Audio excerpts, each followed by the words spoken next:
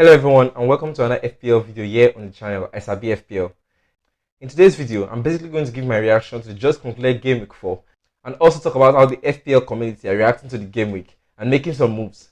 I'll go through the basic topics, talk about top transfers that are being made and give my opinions on them.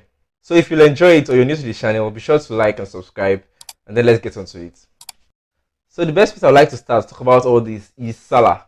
It was a complete shock to the FPL community seeing that Salah had no single attacking return in a 9-0 win against Bournemouth. Looking at the stats for that match, we saw that he had 4 shots, just 1 on target and an XG of 1.54. He also had 2 big chances and couldn't capitalize on them. Seeing how high scoring the match was for Liverpool, one would have definitely predicted that Salah would be heavily involved in scoring some goals in this game. And it's completely unfortunate to see that Salah was not able to get a return. Captaining Salah definitely wasn't a bad decision, we just had the wrong outcome. And it went on to hurt more, saying that other assets like Diaz and Trent Alexander-Arnold were heavily involved and returned more. At the time of recording, over 187,000 managers have transferred Salah out for Game Week 5. I feel a lot of managers are injecting into this decision and they can only regret in the coming game weeks. Yeah, I could understand that Salah cost a lot and hasn't returned a lot to offer us more value in terms of points per million. So managers who are moving on Salah will have a lot of funds to play about with other options.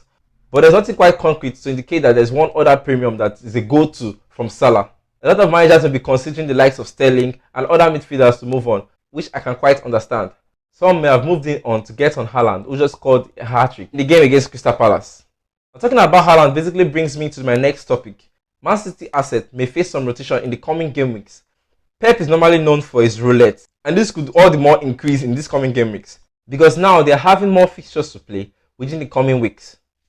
Pep has gone to hint that Haaland wouldn't play 3 games out of 3 that he may have in just 7 or 8 days. So those who are moving Salah just to afford Haaland may regret it almost immediately. Looking at their fixtures, after the midweek in Game Week 5, they have European fixtures in the middle of the week for the next 2 weeks. And it may be looking like Pep wants Haaland to play in this Champions League fixture, so he may have more of his minutes managed in the league.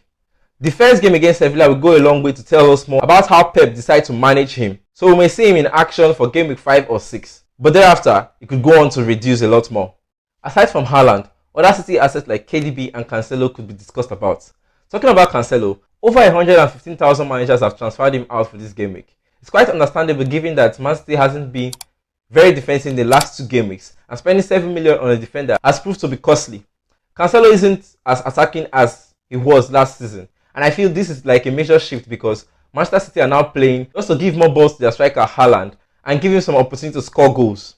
So this change in system may see Cancelo and his attacking returns drop a whole lot from the way it was last season. At some point in this season, Cancelo may have those high attacking returns and even some proper defensive returns in terms of clean sheets and some goals. But currently it's not looking like it. I'm most definitely not saying Cancelo minutes being managed a lot. I feel he will get over just 60 minutes in every Premier League game. But we'll go on seeing how Pep will do this. We should also be alert for this midweek as some information may come out just before the deadline and even in the press conferences. The last thing I'd like to talk about is some midfielders that we may consider moving to, being that a lot of managers are moving Salah on. My basic 2 differentials for the coming game weeks are Alan St-Maximin and Odegaard. St-Maximin was able to return 3 assists in Game Week 3 against Man City, and Newcastle are looking like a very good side. They haven't lost a game this season, and in the coming fixtures they face Crystal Palace, West Ham, Bournemouth, Fulham and Brentford. He also had a return scoring against Wolves in Game Week 4. With the way Newcastle are playing and the fact that they will get less fixture congestion in the coming game weeks because they are not in Europe, I feel like St-Maximin may be one midfielder that will go a long way to perform in the coming game weeks. At that price of 6.5 is one to consider, and I'm personally considering him on my watch list.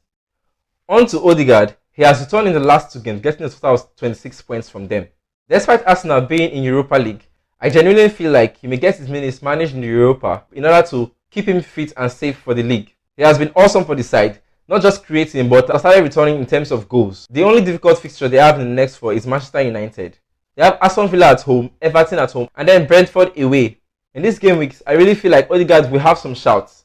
And at that price of 6.5 is one that could be easily moved on to from other midfielders. So these are basically the 2 midfielders I would definitely consider in terms of differential options and also for budget's sake. If you are considering any other midfielder aside these 2 for the coming game weeks, be sure to drop it in the comments and I'll respond to share my thoughts. So that's pretty much it for reactions to Game Week 4. I'll be back tomorrow with my Game Week 5 team selection video. If you know you've enjoyed the video so far, be sure to like and subscribe, and I'll see you in the next one.